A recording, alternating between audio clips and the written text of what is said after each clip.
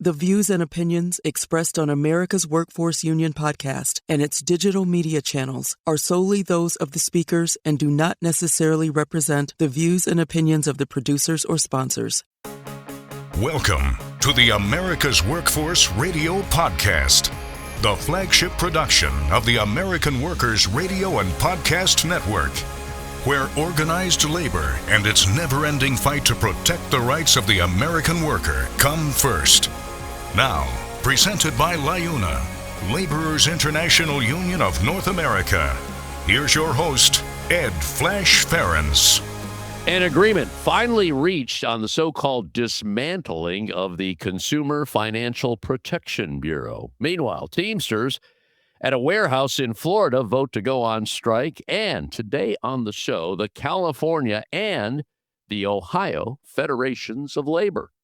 Welcome to the Wednesday, April 8th edition of America's Workforce, where we're available on at least 5 platforms. That includes YouTube, Apple Podcasts, iHeartRadio, Spotify, and Pandora. We have 2 guests on the show today. We're going to start things off with Lorena Gonzalez. Lorena is the president of the California Federation of Labor Unions, which is part of the AFL-CIO. The website you want to go to is ca.laborfed.org. And with many new guests here on America's Workforce, we talk about their journey in life, and she's got an interesting story to share. Lorena was raised by a single mom who worked as a nurse. Her dad immigrated from Mexico to work in the strawberry fields in San Diego County. Her first summer job, working at the community services arm of the Labor Council there, which provided support to striking workers. She's a graduate of Stanford University, earned her master's from Georgetown, and a law degree from UCLA. She was also elected to the State House. She's going to talk about all of this. But most importantly, this is so cool. In 2022, Lorena Gonzalez became the first person and the first person of color to be elected as president of the California Federation of Labor Unions. Under her leadership, the Federation has built a stronger, more accessible labor movement through prioritizing all forms of organizing and building solidarity across unions. And right now, they're 2.3 million strong. It's a great story. Love her story. She'll be our first guest. Then we're going to go to Tim Berga, no stranger to America's Workforce. Tim, president of the Ohio AFL-CIO. And with the primary election right around the corner, in fact, early voting already started in the state of Ohio. There's a lot of union-endorsed candidates on the ballot. Tim's going to talk about that. And also, he's seeing a whole lot more union brothers and sisters getting involved in politics. We'll get into that. We're also going to talk about what happened 86 years ago in the state of Ohio. I'm talking about the Hanna Coal Company's Willow Grove number 10 mine. The accident there that took the lives of 72 men. And Tim was at a ceremony in March. This was on March 16th, which got the attention of the National Mine Workers Union. And every year they go there. This is in Belmont County, coal country in Ohio, to commemorate those who didn't come home at the end of the day. And this is a prelude of Workers' Memorial Day, which will be commemorated later this month, April 28th. We'll be doing more on that here on America's Workforce. Yeah. Coal mining, very, very dangerous industry, no doubt about that. And Tim was touched by this because his grandfather was working in a coal mine, and he could have been one of those fatalities on that day. Now, a brief look into the world of labor. This segment brought to you by Boyd Watterson Asset Management. You can find more at boydwatterson.com. Bloomberg News is reporting that the Trump administration has settled on a strategy of only partially dismantling the Consumer Financial Protection Bureau. Well, last week, Russell Vogt, director of the Office of Management and Budget and acting director of that bureau, submitted a plan to the D.C. Circuit that would reduce the agency to about a third of its former size. Now, under President Biden, that bureau had about 1,500 staff. The Trump administration initially tried to fire as many as 90% of those employees. However, a federal judge enjoined the mass firing. Since then, with the injunction still in effect, the agency has been trimmed down to about 1,200. Now, under Vogt's new proposal, which he hoped would induce the court to lift the injunction, that number, the 1,200 number, would go to 550. Well, the National Treasury Employees Union, which we featured on the show recently here on America's Workforce, points out that those cuts would lead to significant consumer harm.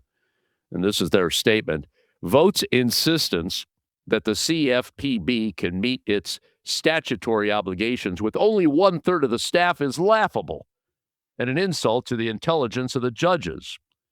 Everyone knows Vogt doesn't want CFPB to exist at all.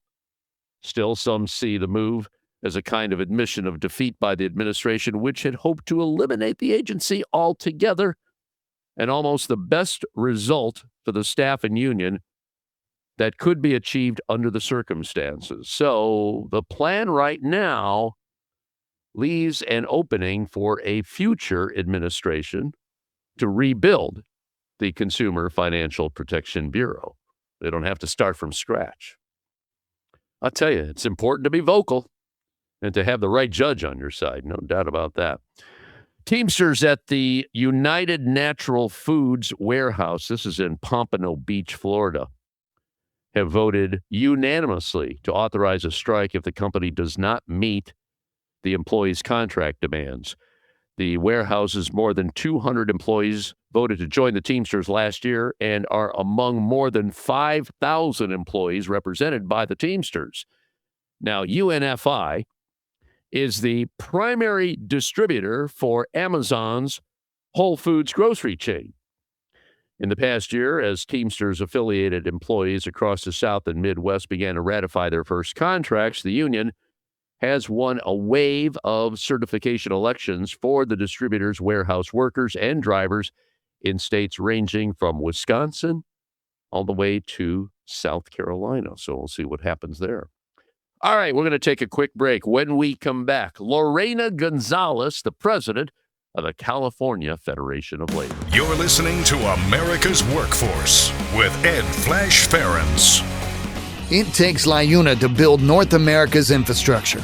From roads and bridges to schools and skyscrapers, the men and women of LIUNA, the Laborers International Union of North America, build the projects we depend on. From constructing the Freedom Tower on the site of the former World Trade Center to untangling Washington, D.C.'s congested interstate, LIUNA members do the work that matters. Find out what it takes to be built by LIUNA at liuna.org. That's liuna.org. This segment of the show is brought to you by the Brotherhood of Maintenance of Way Employees Division of the International Brotherhood of Teamsters. For more information, please visit bmwe.org. America's Workforce is brought to you in part by the International Federation of Professional and Technical Engineers. You can find more at ifpte.org. America's Workforce is brought to you in part by the United Steelworkers. You can find more at usw.org. America's Workforce is sponsored in part by Boyd Watterson Asset Management, LLC. Find out more about our investment solutions tailored to meet the needs of Taft-Hartley funds at boydwatterson.com. Now, back to America's Workforce. Here's Ed Flash Ferens.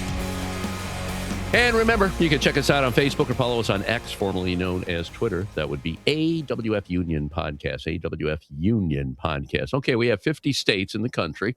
Had that for a long time now, since Hawaii joined. I believe that was back in 1959.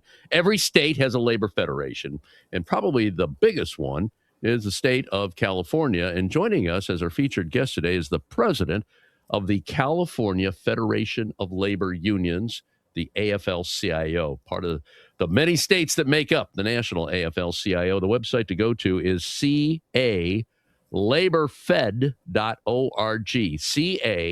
calaborfed.org. And joining us today is Lorena Gonzalez. Lorena, I tell you, she's got a lot on her resume today. I downloaded it, and I tell you, I don't know when when you had time to sleep. You did a whole lot going back to the time when you were raised by a single mom who worked as a nurse. Your dad immigrated from Mexico to work in the strawberry fields of San Diego County.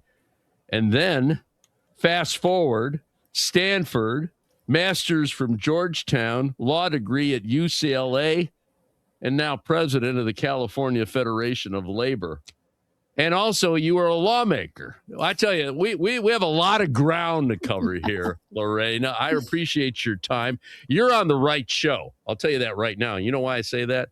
Because we are the #1 union podcast in America for not 1, not 2, but 3 years in a row. And I'll tell you, we need to be the voice of workers across the United States, and there's a lot of workers in the state of California that you're trying to help out there. So we appreciate your time and your dedication. But talk to me a little bit about your journey and the fact that you are now president of the Federation, which is just amazing in itself. Did you ever see yourself growing up to have a position like this? Let's start right there. Go ahead. Well, I think I was influenced, obviously, by the United Farm Workers and, Dolores Huerta, and till this week, I'd say Cesar Chavez, that really did have such a prominent role, I think, in the Latino community to show what could happen when workers organized. And then I had the unique situation of growing up with basically my best friend's father headed our local Central Labor Council in San Diego. I got to learn not just about unions firsthand, but about federations in particular. And the Central Labor Council has a special place, I think, in the labor movement, and something that I really respected. And so went away to school. I wasn't sure where it would lead me. I loved working with unions. I worked a little bit in politics, but really wanted to figure out how to empower workers. I saw it firsthand with my mother, who worked so hard, and it took 40 years, 3 different attempts. And finally she got a union in her workplace, and that mattered. It mattered to her. It mattered to her coworkers, obviously. And she got to retire saying she was a CNA member. So it was always something that was really important to me. How do you become a labor leader? It's kind of one of those things you don't go to 5th grade and say, this is the path for me to become a labor leader. And so it wasn't something I necessarily thought about much. Went to law school, was working for the lieutenant governor at the time, doing a lot of work trying to figure out how we could help hotel workers in particular unionize along California's coast through a number of different leverage points with different agencies. And then I was offered the job to come be the political director at the San Diego and Imperial County's Central Labor Council. I thought, well, that's exciting. That's something to do. San Diego at the time was still a Republican-controlled city and county. It was really the belly of the beast. We were fighting a number of things: PLA bans, pension bans, if you will, prevailing wage bans. It was just getting in the middle of the fight. It was kind of the last bastion of Republican power and anti-union power in California. And so I served as political director, and then few years later was elected to head the Central Labor Council in San Diego. And in that time period, really, we developed such amazing programs and such solidarity that we were able to grow union density. We were able to take over the city council, eventually the county board of supervisors, get a mayor, basically do all the things we wanted to do in order to establish a situation by which we could get pro-worker policies through. It was exciting. It was an exciting time. And then in 2013, a position opened up where I lived to run for state assembly. And, I had been working for so many years, it seemed like, getting people elected, helping getting people elected, pushing a union agenda. And I thought to myself, well, I complain a lot about elected officials. That's kind of the nature of being a union leader, I guess, is they're just never going to do enough. And I said, well, if I want somebody who every day is going to go to work and think, how can I help working people? How can I help unionize more folks? How can I provide the leverage to workers that they need to get the kind of contracts that they want in their workplace? And I thought, well, I could wish and wish and wish for that elected official, or I could run myself. So I did, served 8.5 years in the state assembly. I was quite prolific in trying to get done a lot of things for working people, and made that promise to my family, to myself, that every day I would wake up and say, what can we do for workers? And I think fulfilled that. There wasn't a thing that I came up with that we didn't push and push hard. Everything from paid sick days to the strongest misclassification laws in the United States to pushing for like Amazon quotas before it was cool, trying to get warehouse quotas so workers are protected, bullying in the workplace, you name it. I probably ran a bill on it. Overtime for farm workers, retention for unionized workers in grocery stores. I think 81 bills altogether, most of which had to do with working people, with unions, and with workers. And then the position, a number of union leaders in California asked me would I consider coming back to organized labor. And so I resigned mid-year in order to come back and lead the California Federation of Labor Unions, which is the largest federation in the United States outside of the AFL-CIO. I believe it. Yeah. So what you worked with in the legislature, everything is still pretty much intact. You know how this works, Lorena. When you fight for these, you mentioned overtime pay for farm workers, paid sick leaves, then all of a sudden say, well, you know what, we can't keep that. We got to turn it around. Everything that you work for, what's the status of that right now? I think they're all intact. In fact, when I got paid sick days, the first state in the nation to have private sector paid sick leave for every worker in California, it started at 3 days, which is not sufficient for the whole year. And since I left the legislature, the first bill we prioritized when I was at the Federation is to grow that to 5 days. So we now have 5 paid sick days in California. So not only is it still intact, it actually grew, which I'm really proud of. Overtime for farm workers. I mean, we battle the federal government on this, especially with H-2A workers, but it's something that still is in place in California, legislatively, the only place. We also were able to pass card check for our farm workers, which is I think, second state in the nation to do that, where they can organize without intimidation, without threat of deportation through a card check process, which is, of course, probably your listeners know, a much more fair process for workers than trying to go to an NLRB election, or in California, an ALRB election. But yeah, we continue to grow the bills that we did to provide even more protections and figure out more ways to ensure that workers have a voice on the job and can empower themselves. So do you miss any of that? I know politics, I don't know how long ago it was, and politics has always been nasty. It seems to be more toxic now than ever before. You got to have a really, really thick skin in order to put up with everything that goes on. But do you miss any of that? I left in January of 2022.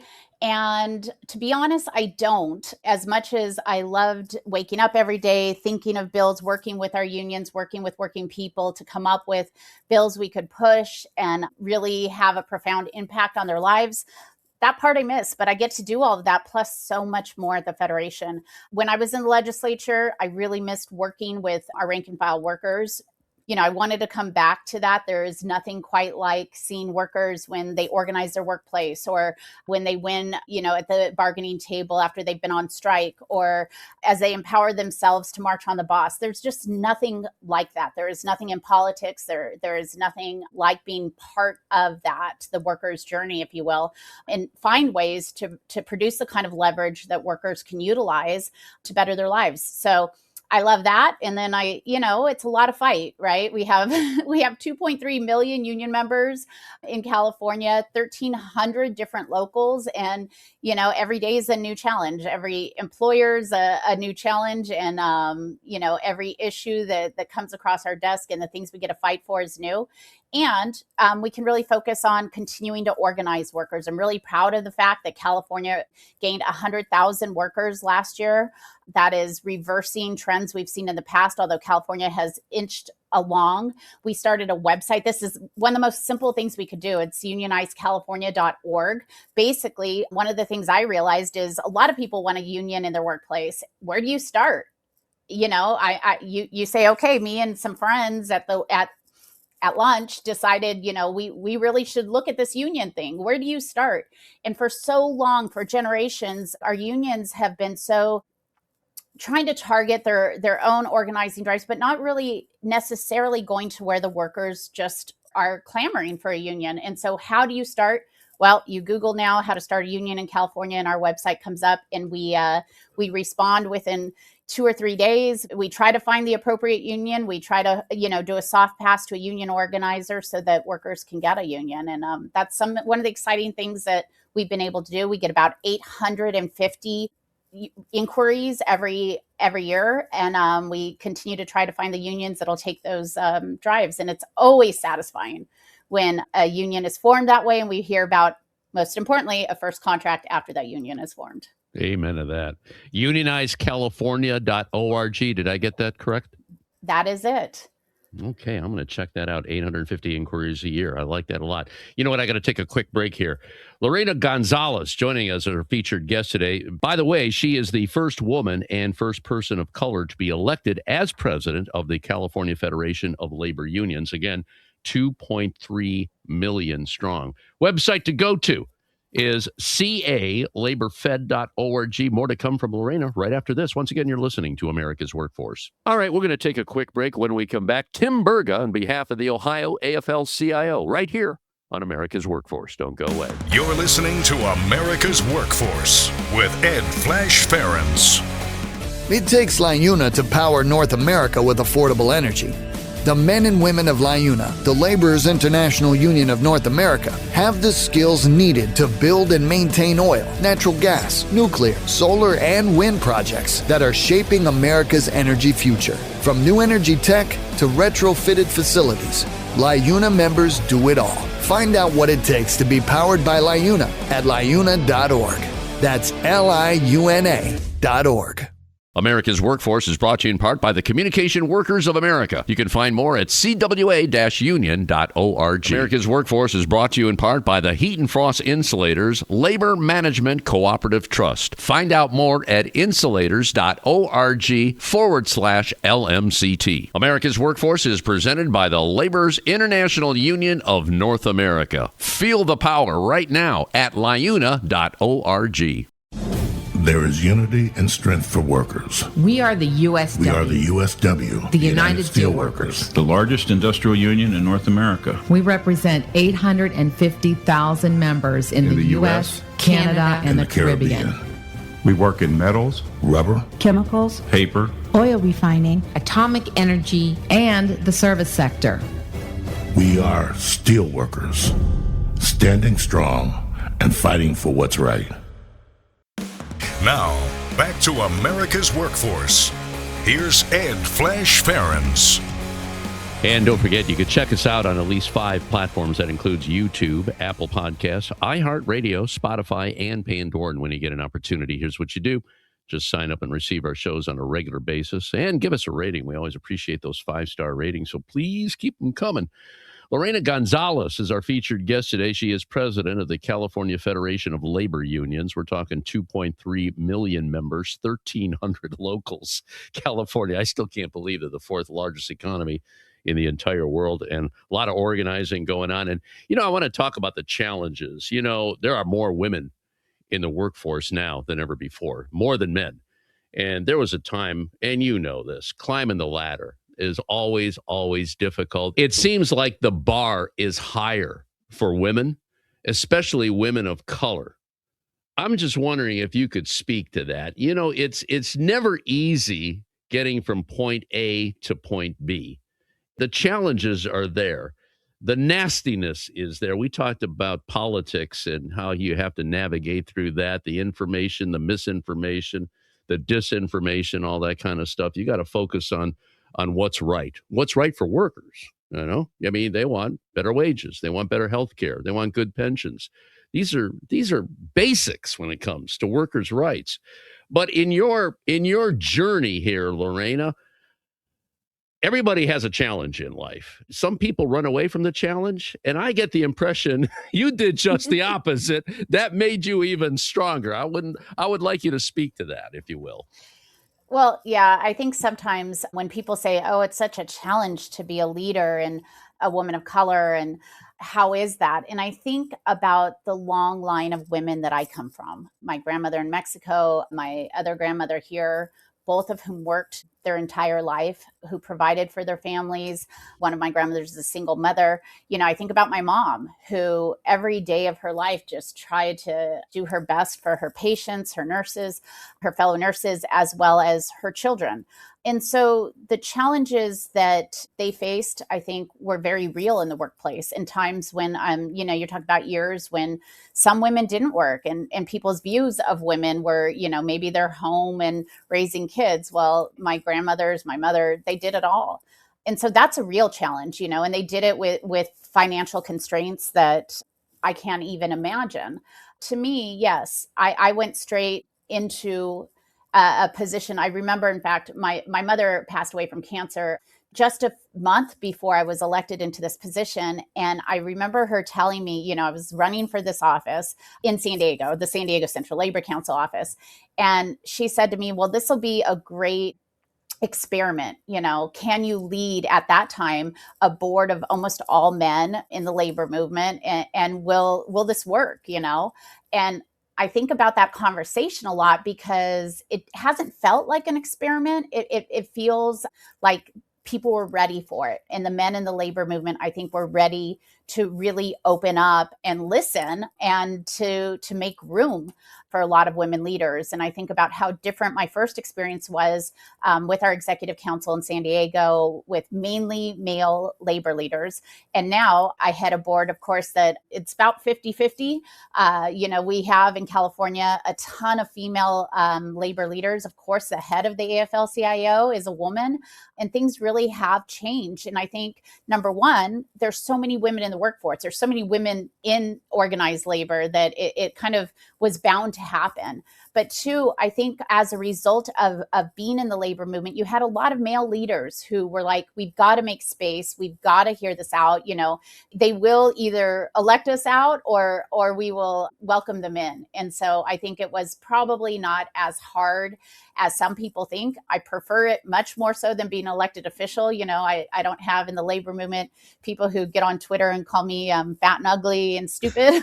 So that part is better. But I also think that there's a lot of acknowledgement that, we have leaders who've had life experiences like so many of our members. And that's important, I think, in this movement.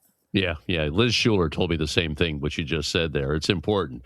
We have to represent who's in the workforce today. And there's a lot of diversity in the workforce today. Let's be honest about that.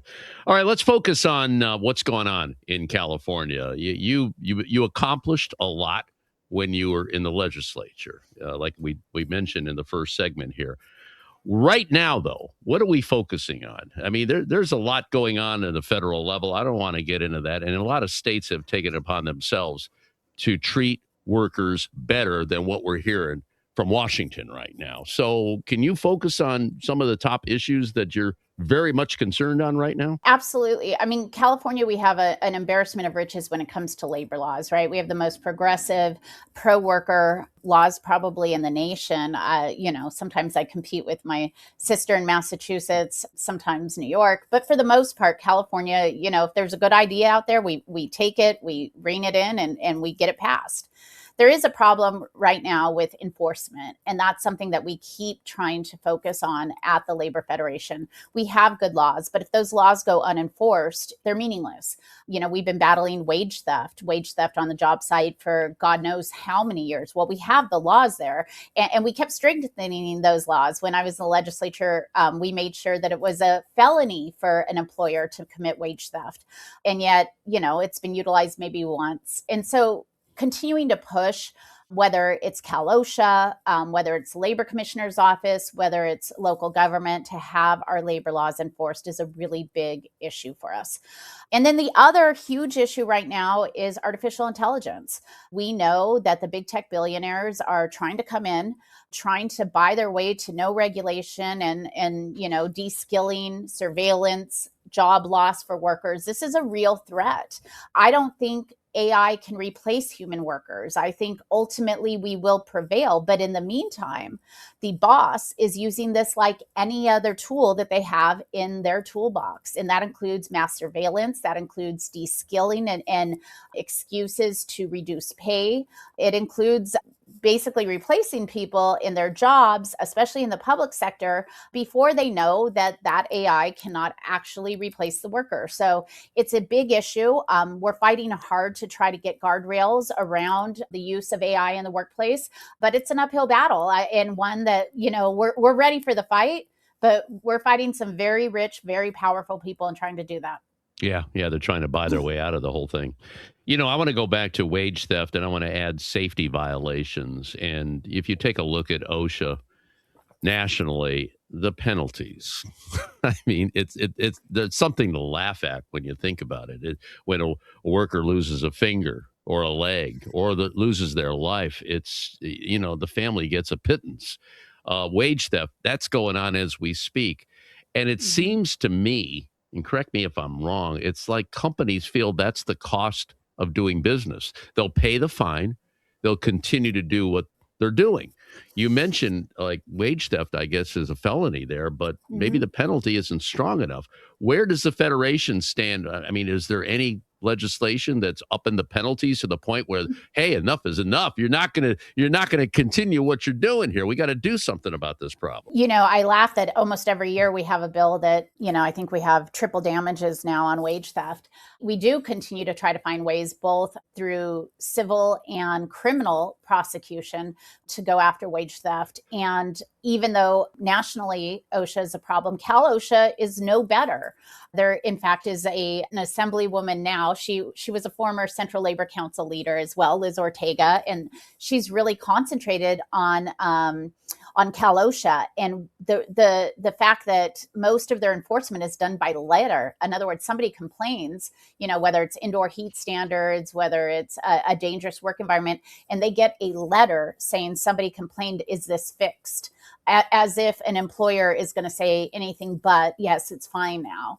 Trying to go to workplaces and making sure they're safe, even after workers have died, is just, pathetic. And the fines are pathetic. And yes, I think employers look at it as the cost of doing business. We will continue to push. We need, and this is one of the big things we've asked everybody running for governor in California, is we need people who are willing and ready to fully finance these agencies, to insist that they really ensure, whether it's wage theft or safety at work, that they're out there and ensuring that these workers have those protections. Lorena, another question for you, and it involves people running for politics. And I mean, you went that route and you were very successful in accomplishing good things for workers.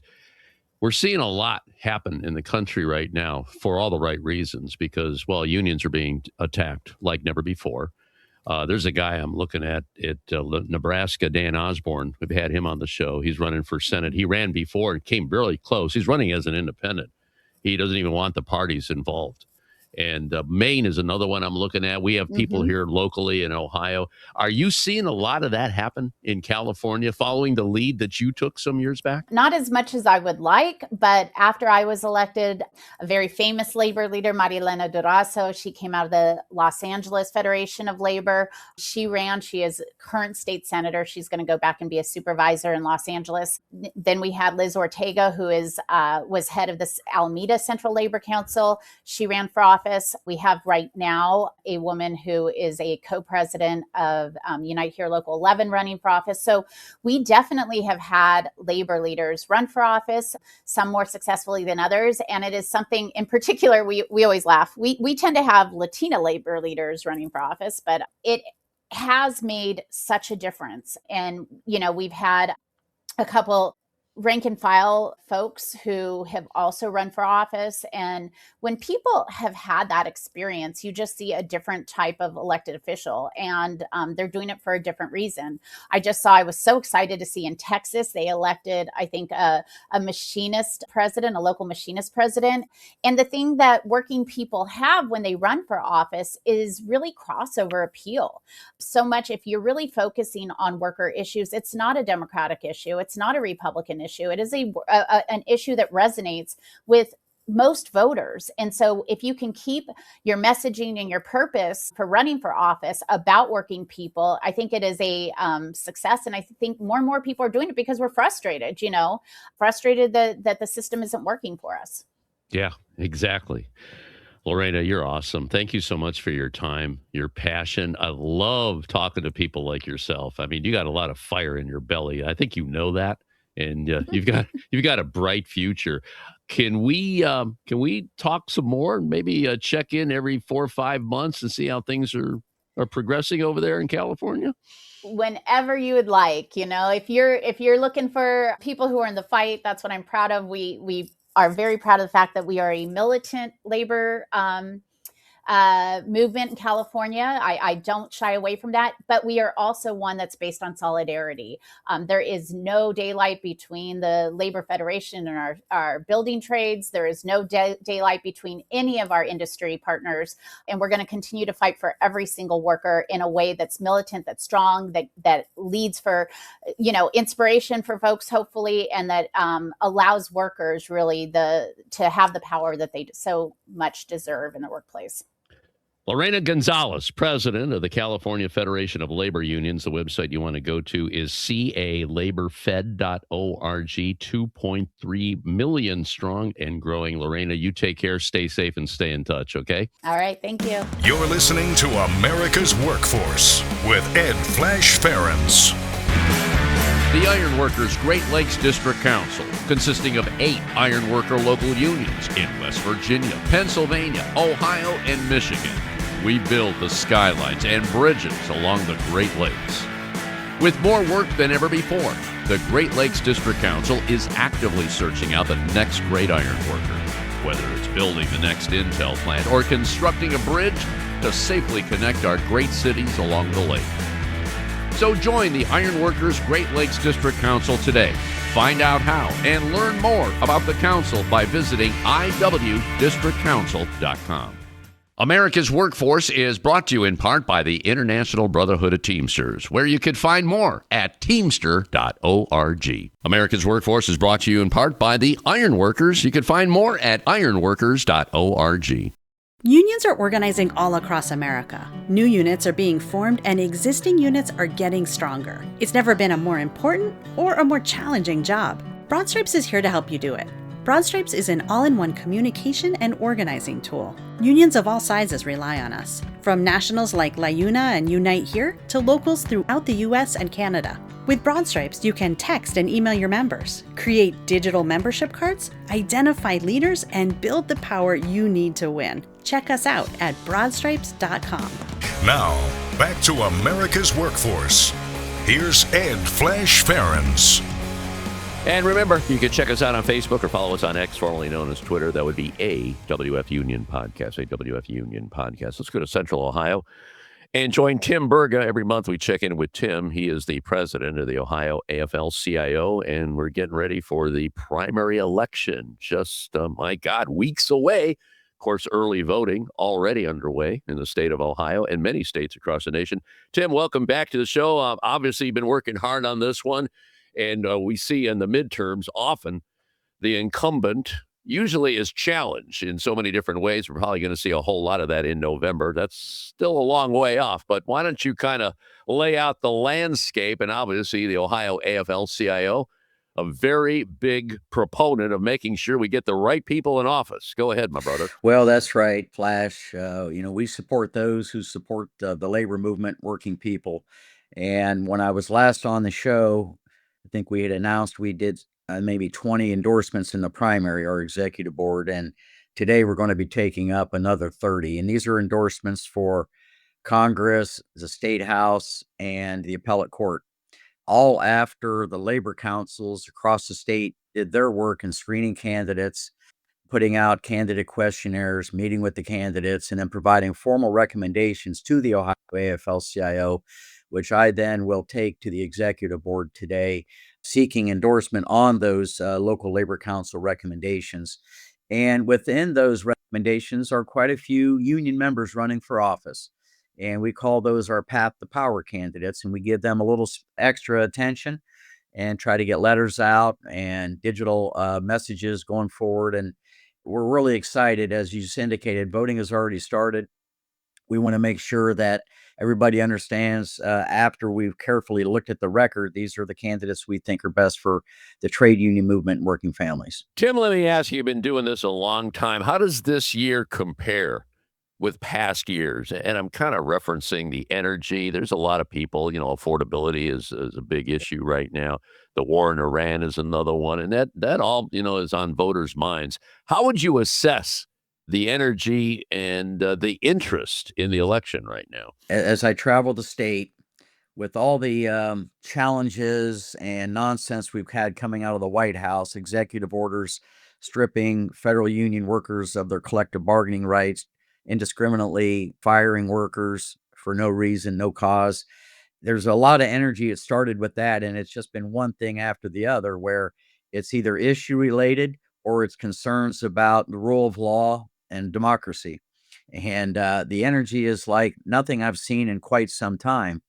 Again, it's not only the issues that matter most, but it's also just all of the disregard for separation of powers, the disregard for the rule of law, and the fact that Congress is doing nothing to really address the needs of working people, and the affordability is crushing people, and that's going to be central theme to the election this November. But we got to get past the primary first. Right. What about the money? I'm seeing a whole lot of money, millions and millions of dollars being poured in, especially some of the big races, Senate races, Sherrod Brown for one. One thing about labor, and you and I have talked about this in a previous podcast, labor has the boots on the ground, and they do a lot of door-to-door canvassing. How do you see that shaping up? Because you've got the ground game, and then you got the big money game when it comes to media and all that. And media today is so spread around. But how do you see that right now, Tim? Well, we're going to do our traditional program, Labor Talking to Labor, all over the state. There's over 1 million union members, retirees, family members that we are able to talk to about express advocacy on a candidate. So we're going to do the traditional tactics. We're going to do the workplace leafleting and talking to our members at the workplace. We're going to be at the front door talking to about the issues that matter most to working people and our candidates. We're actually going to be testing our canvassing operation in mid-May. We're going to be in 4 or 5 regions of the state going canvassing just to see what messages are resonating the most and making sure that people understand what the stakes are in this election. So we're going to be doing all of that. Plus, we're going to be doing the direct mail and the digital communication, all of the above, which will take to cut through all the millions and millions of dollars that dark money and outside groups are going to spend, and the billionaires who are going to, again, try to buy another election here and across the country. So we're going to do our part, making sure that working people know after we've looked at the record who's on their side. We're speaking with Tim Burgett. Tim is president of the Ohio AFL-CIO. Tim, if you don't mind, I want to switch gears. One thing we talk about a whole lot on this show is worker safety. And in a couple of weeks, on April 28th, we will commemorate Workers' Memorial Day. And that's the day, well, we talk about the people that get up in the morning, don't come home at the end of the day because they were killed on their job. And that number is well over 5,000 a year. And then you think about how many people die later when they retire due to illnesses that they actually developed while on the job. Look at all the coal miners, people that work in various industries where they're breathing the wrong types of chemicals, and they have to pay the price later on in life.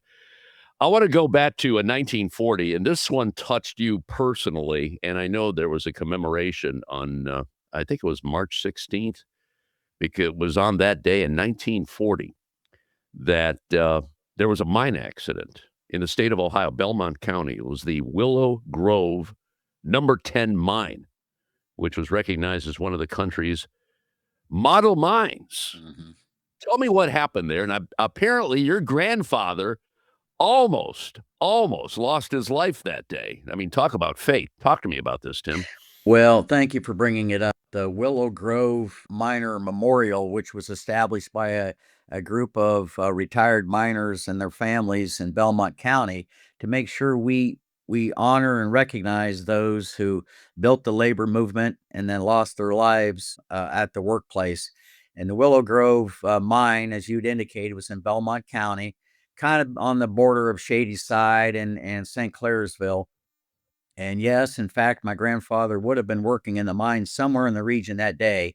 He didn't work for Willow Grove. He worked for a different outfit at that time. But, and this was, even though this was kind of a model mine in terms of safety of the day, it just shows you that you can never be too safe. And extreme dangerous work such as coal mining, you need to have a union in there to make sure that protections are at their peak. So it's always an honor for me to go down there every year. They built a memorial, and again, it's been 80 years ago, and the families of the miners show up. The United Mine Workers of America leadership's there. We can never forget the sacrifices that those that came before us made. So, has a special significance as we go into this Workers' Memorial Day, as you'd indicated, April 28th, which is the anniversary of the implementation of the Occupational Safety and Health Administration. And we have 11 events around the state on the 28th and around the 28th that our local labor councils host, honoring those that have lost their lives due to their occupation. So thank you for bringing it up. I made remarks at the memorial this year, Flash, that, it was the mine workers that, are the forefathers to all of our industrial unions, including my home union, the United Steelworkers. And we owe so much to what the miners and their families in that union has brought to this country. And we shall never forget that. And I will never forget that as long as I have the honor to be the Labor Federation president here in Ohio. Tim Berga, president of the Ohio AFL-CIO, looking back at what happened in 1940. Tim, you take care. Stay safe. And I mean, stay safe. It's dangerous out there. And we'll talk to you next month. Okay, brother? Thank you. And that'll be it for another edition of America's Workforce. Tomorrow, the president of the Bricklayers and Allied Craft Workers. Until then, all of you, have a safe and wonderful day. That concludes another episode of the America's Workforce Radio Podcast. Thanks for listening, and be sure to subscribe so you never miss a show. America's Workforce is a production of Labor Tools and BMA Media Group. Find out more information online at labortools.com.